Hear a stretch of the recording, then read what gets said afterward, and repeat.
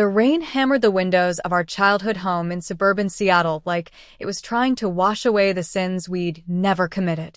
I stood there, 22 and trembling, my heart pounding as I clutched Alex's hand, her fingers the only anchor in the storm. "Bailey, this ends now," my sister Harper spat, her voice a blade slicing through the air, her boyfriend Jake looming behind her like a shadow of everything toxic in our world, because loving a girl like Alex wasn't just wrong to him, it was a threat to the perfect straight-laced life he'd forced upon her. That night, the family fractured beyond repair, and I lost the sister who'd once been my everything. But love, fierce and unyielding, doesn't shatter so easily. It rebuilds you from the ruins.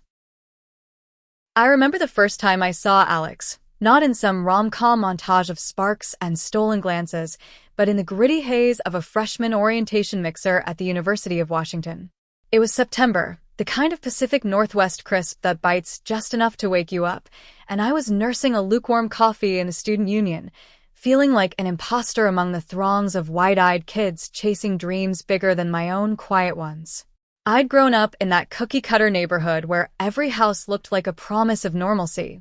White picket fences, minivans and driveways, and parents who whispered about phases over potluck casseroles. Me? I was the good daughter, the one who volunteered at the local shelter, aced her AP classes, and buried her questions about why the girls in my dreams felt more real than the boys at prom. Alex crashed into my world like a rogue wave. She was across the room, laughing with a group of theater majors, her short dark curls catching the fluorescent light like they were made of midnight silk. She wore ripped jeans and a faded band tee from some indie group I'd never heard of, her laugh booming unapologetically, drawing eyes and turning heads. When our gazes locked, mine hesitant, hers bold and curious, she excused herself mid-sentence and sauntered over, extending a hand sticky from a half-eaten pretzel. "You look like you're plotting world domination or just hiding from small talk. Which is it?" I stammered something about the latter, my cheeks burning, but she didn't let go of my hand right away. Her touch lingered, warm and electric, sending a jolt straight to my core that no amount of denial could ignore. We talked for hours that night, or what felt like hours in the blur of shared stories, her from a chaotic Portland family of artists who celebrated every identity under the rainbow, me from the stifling grip of expectations where love was scripted like a Hallmark card. By the time the mixer wound down, she'd scribbled her number on a napkin, her eyes twinkling with mischief. "Text me. Or don't. But if you don't, I'll know you're scared of fun." I texted her before I even got back to my dorm, my thumbs flying with a nervousness I'd never felt for anyone else.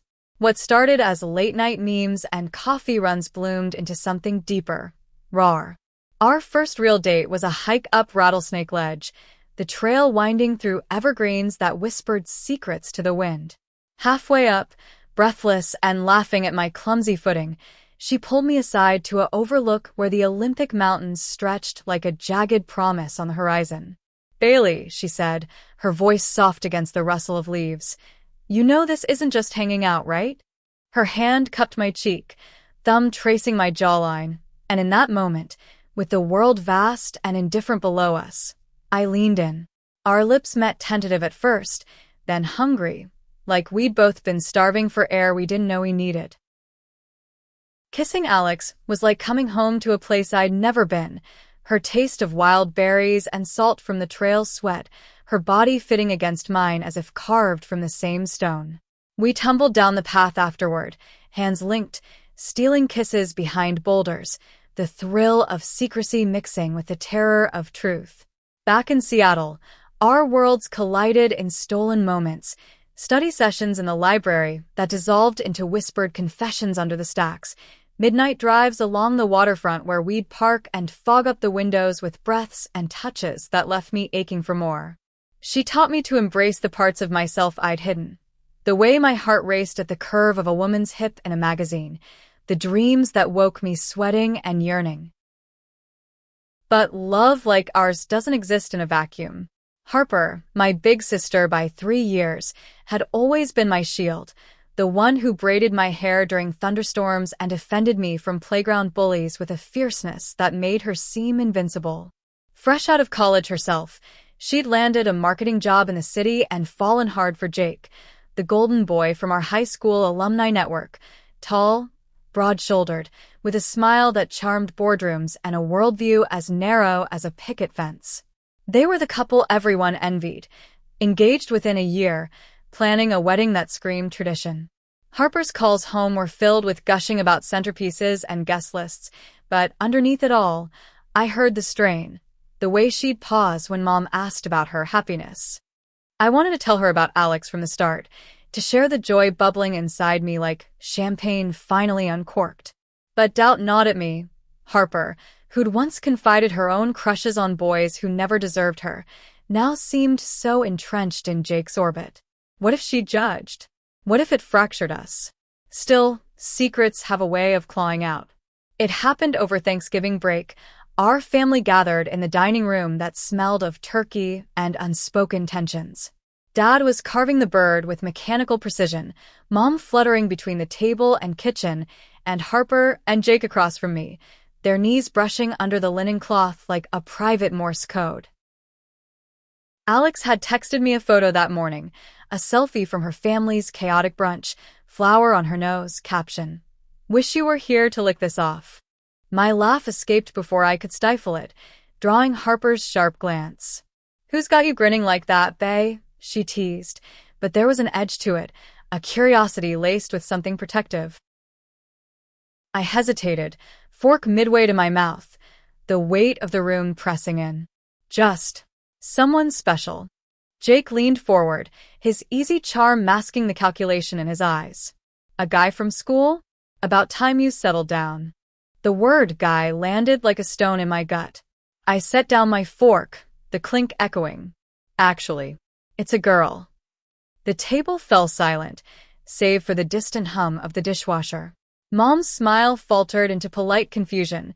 Dad cleared his throat awkwardly, but it was Harper's face that gutted me, shock hardening into something colder, her hand tightening on Jake's under the table.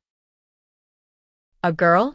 Jake echoed, his tone light but laced with disdain, like he'd tasted something sour. "Come on, Bailey, that's just a phase.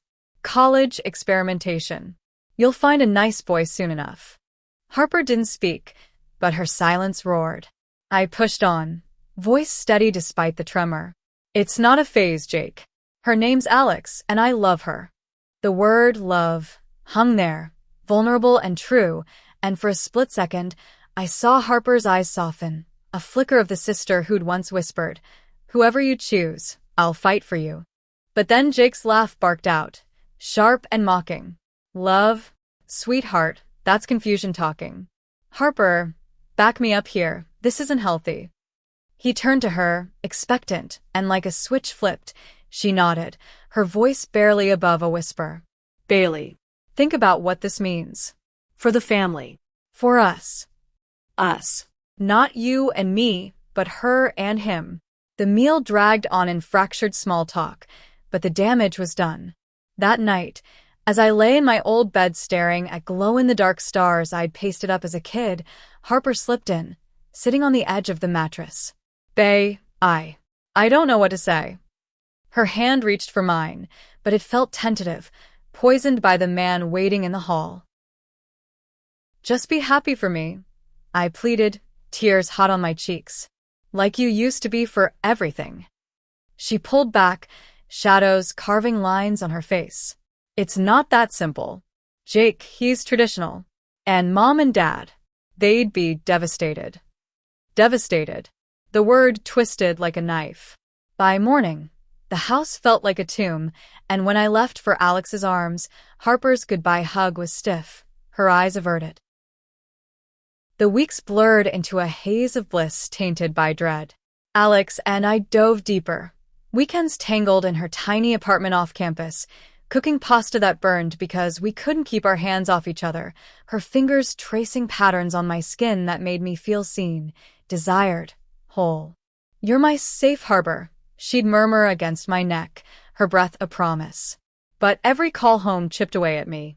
Harper's texts grew sparse, laced with Jake's influence. Heard about that Pride event. Maybe skip it? Looks rowdy. Then silence. It culminated at Christmas, when I brought Alex home unannounced, hoping the magic of twinkling lights and eggnog would melt the ice. We arrived bundled against the sleet, Alex's gift bag swinging like a white flag. Mom greeted us with forced cheer, Dad with a gruff nod. But Harper and Jake? They were late, sweeping in with apologies and a bottle of wine, Jake's arm possessive around her waist. The tree glowed in the corner, ornaments from our childhood winking like old friends, but the air crackled. Dinner was a minefield. Alex, ever the charmer, shared stories of her theater gigs, her voice animated, drawing laughs from Mom. But when she slipped her hand into mine under the table, Harper's fork paused midair. Jake noticed, his jaw tightening. So, Alex, you too? Serious? The question dripped with implication. Dead serious, Alex replied, squeezing my hand, her eyes meeting his without flinching. Pride swelled in me, but Harper shifted uncomfortably, glancing at Jake for cues. Later, by the fire, as carols played softly, Jake cornered me in the kitchen while I refilled drinks. Look, Bailey, I get it, youthful rebellion. But this? It's hurting Harper. She's torn up about you throwing away your future on whatever this is. His words slithered, venomous. Family sticks together. Act normal, for her sake. Normal. The word ignited something feral in me. This is normal for me, Jake. And if Harper can't see that, maybe she's the one who's lost. He smirked, but it didn't reach his eyes. Careful. Blood's thicker than infatuation. The explosion came the next day, New Year's Eve, as snow blanketed the streets in deceptive peace. We'd planned a quiet family brunch, but Jake had other ideas, inviting his conservative uncle over, the kind of man who quoted Bible verses like ammunition. Conversation turned to values, and before I knew it, Jake was pontificating.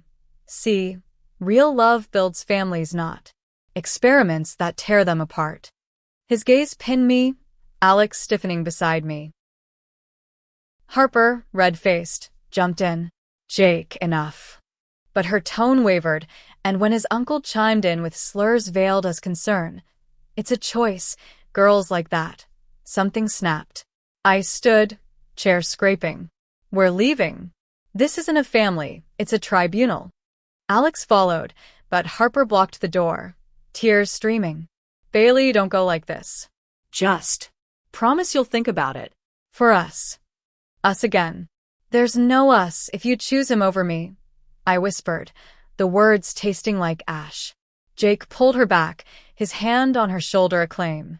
Let her go, Harp. She's made her bed. We drove away in silence, wipers slashing at the flurries, Alex's hand on my thigh the only warmth. That night, as fireworks lit the sky from afar, my phone buzzed with Harper's text. I can't do this. You're breaking my heart. Don't contact me again. Blocked numbers followed. Hers, Mom's under Jake's pressure. Dad's, too spineless to fight. The sister who'd shared secrets and secrets now erased me, all because her boyfriend hated the love that made me breathe. The betrayal carved hollows in me that no amount of Alex's tenderness could fill right away. We returned to campus, but the joy dimmed. Every laugh echoed with absence. I'd wake from nightmares of Harper's face twisting in disgust, only to find Alex holding me, her whispers a lifeline. We're enough. We'll build our own world. And we tried. Spring semester brought stolen weekends in the Cascades, tents zipped tight against the chill, our bodies mapping each other in the dark, slow explorations that healed what words couldn't. Her fingers in my hair, my lips on the scar from a childhood fall on her collarbone. We were poetry in motion, fierce and fragile. Yet the void lingered. I'd scroll through old photos, Harper and me at 13, arms slung around each other on a beach in Oregon, waves crashing like applause for our unbreakable bond, and the ache would swell, a tidal wave threatening to drown the happiness I'd fought for. Alex saw it, pulled me close during movie nights on her lumpy couch. Call her, she'd urge gently. One last time. I did, voicemails pleading into the ether. Sis, it's not about Jake. It's about us. I miss you. Silence answered. A wall-built brick by homophobic brick.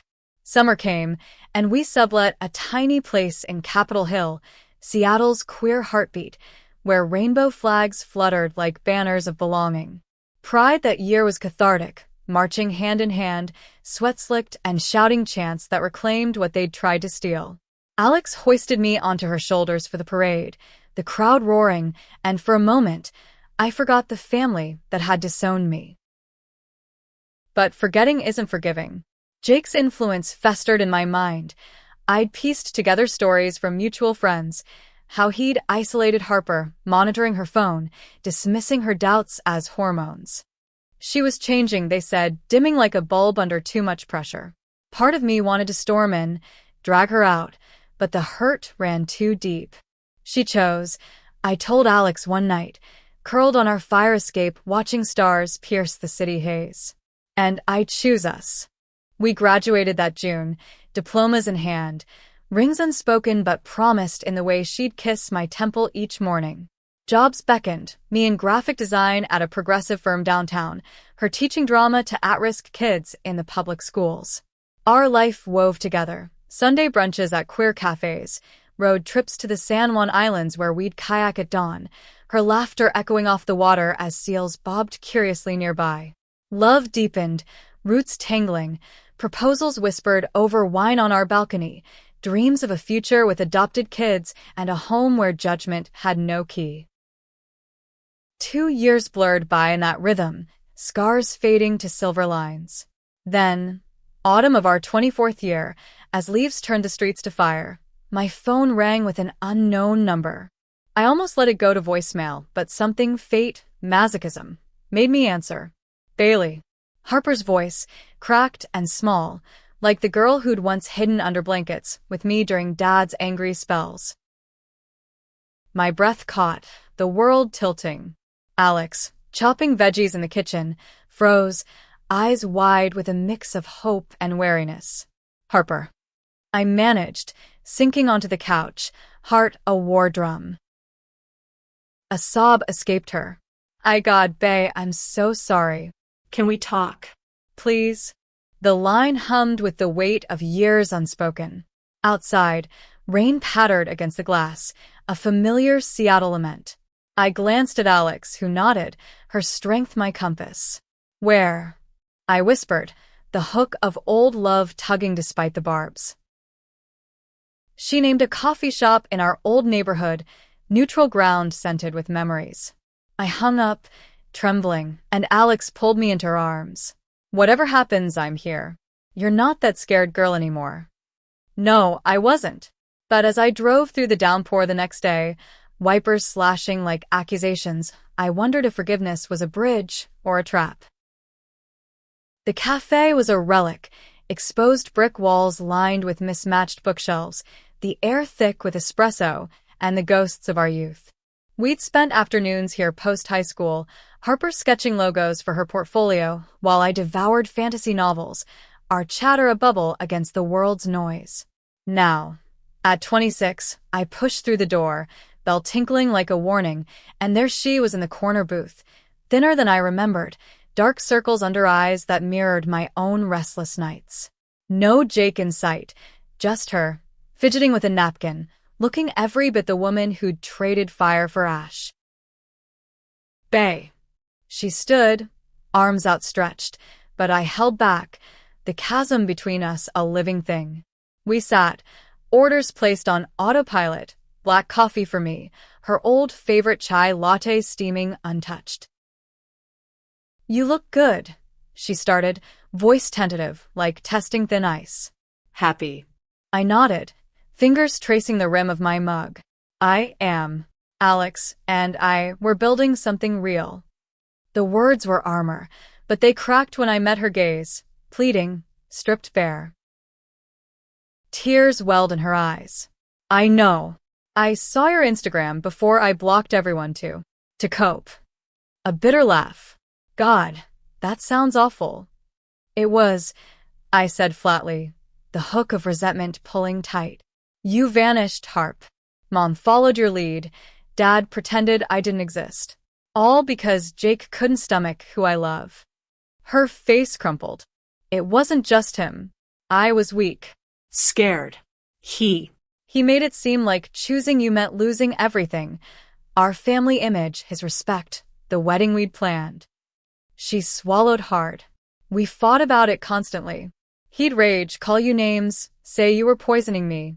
I told myself it was temporary, that you'd get over it. But deep down I knew. I just couldn't face it. The confession hung heavy, stirring the embers of anger I'd banked for survival. So you let him win. Erase me to keep the peace. Yes. No deflection, just raw truth. And it cost me everything. The wedding? Cancelled 6 months in. He cheated with his assistant, the one who'd understand his stresses about my weird family. Divorce papers came last month. Mom's finally talking to me again, but only because I'm the broken one now. She reached across the table, hand hovering. Bailey, I was wrong. horribly. Your love with Alex, it's beautiful. I see that now in photos, in the way you light up when you talk about her. I was blind, trapped in his hate, and I hate myself for it. Rain lashed the windows, mirroring the storm inside me. Part of me wanted to bolt, to leave her in the wreckage she'd built. But another part, the sister who'd forgiven scraped knees and stolen lip gloss, saw the girl beneath, the one Jake had dimmed. Why now? I asked, voice thick. 2 years of nothing, and poof, begging? Because I'm alone, she admitted, voice breaking. And I realize family isn't blood or boyfriends. It's the ones who love without conditions. I lost mine when I lost you. The words pierced, unlocking something I'd locked tight. Tears blurred my vision. It hurt, Harp. Every holiday, every milestone without you. But I rebuilt. With Alex. She's my family now. I know. She slid a small box across the table, an old photo album, edges frayed. Inside, pictures of us, toddlers and mud pies, teens at prom, me with a date I barely remembered, and one from that last Christmas, all smiles before the fall. Tucked in the back, a letter, her handwriting shaky, to my sister, who taught me courage. Forgive me, so I can forgive myself. I closed it, chest aching with the weight of what-ifs. This doesn't fix it overnight. Trust is shattered glass, sharp edges linger. She nodded, wiping her cheeks. I get that. I'll earn it. Dinners, calls, whatever you need. Just. Don't cut me off, too. We talked for hours, the cafe emptying around us, rain easing to a drizzle. Stories spilled, her isolation, my triumphs, tentative bridges over the gorge. When I left, hugging her fiercely for the first time in years, the air felt lighter, possibility flickering like dawn. Alex waited at home, takeout warming on the stove, her embrace immediate. How'd it go? She asked, searching my face. Hard. Honest. Maybe. Hopeful. I showed her the album, and she traced a photo of young US, smiling softly. If you want her back, I'm in. But only if it feels right. Over the following months, reconciliation unfolded like a hesitant bloom. Harper started small, texts with memes that echoed our old inside jokes, coffee runs where she'd ask about Alex's latest play with genuine awe. Jake faded to a cautionary tale, his calls blocked, his shadow shrinking. Mom thawed next, a stilted lunch where apologies flowed like awkward wine, Dad trailing with grunts that passed for peace. Tension simmered, though. Holiday dinners brought flare-ups, Harper's overprotectiveness clashing with Alex's boundaries, old habits dying hard. One Thanksgiving, as turkey cooled and tempers flared over politics, Harper snapped at Alex's joke about straight privilege, her face flushing with unearned defensiveness. I get it, okay? I'm trying. The room tensed, forks pausing. Alex's eyes met mine, hurt flickering, and I stood, heart pounding. No, Harp, you don't get to snap. This is our life, not your redemption arc. Hurt her. You lose us both. Silence stretched, then Harper deflated, mumbling, I'm sorry. It's just, seeing you two so solid makes me feel like the villain in my own story. Alex softened first, ever the bigger heart. We're all villains sometimes. The point is rewriting the ending. From there, growth took root. Harper dove into therapy, unpacking Jake's gaslighting, emerging with boundaries of her own. She dated tentatively, a woman from her book club, nerves mirroring my old ones, and we'd double date, laughter bridging gaps. Alex and I married that spring in a backyard ceremony under blooming dogwoods, vows exchanged with the sound shimmering beyond. Harper stood as best woman, her toast tear-streaked, to Bailey, who loved boldly when I couldn't. You saved me by saving yourself. Years layered on, Lev's intertwining, nieces from Harper's eventual partner, our adopted twins toddling through family barbecues, stories of Auntie Alex's wild tales rivaling mine. The pain didn't vanish, but it softened, alchemized into wisdom. Love isn't a zero-sum game, but a circle widening to hold the messiness of us all. In the end, forgiveness wasn't absolution. It was choice.